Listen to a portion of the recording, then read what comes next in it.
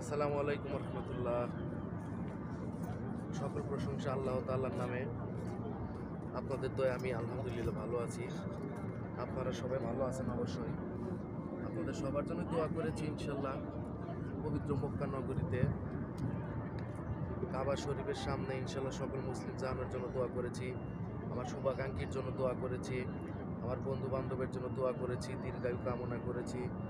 তাদের জন্য আল্লাহ তাআলা আল্লাহর পাক রওজা তওয়াফ করার তৌফিক দান করে, সেটাও আল্লাহর কাছে বলেছি। সবার সুস্থতা কামনা করেছি।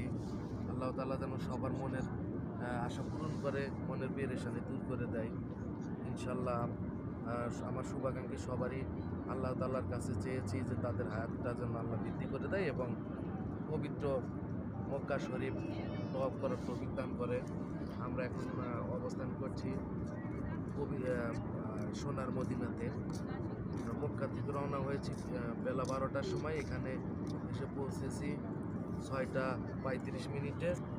প্রায় দীর্ঘ 6.5 ঘন্টা জার্নি করার পরে আমরা হোটেলে অবস্থান করছি। হোটেল থেকে আমরা আমাদের রাসূলুল্লাহ সাল্লাল্লাহু আলাইহি সাল্লামের রওজায় জামাতের সাথে ঈশান নামাজ আদায় করেছি ইনশাল্লাহ। আপনাদের জন্য দোয়া করেছি, আমাদের জন্য দোয়া করবেন।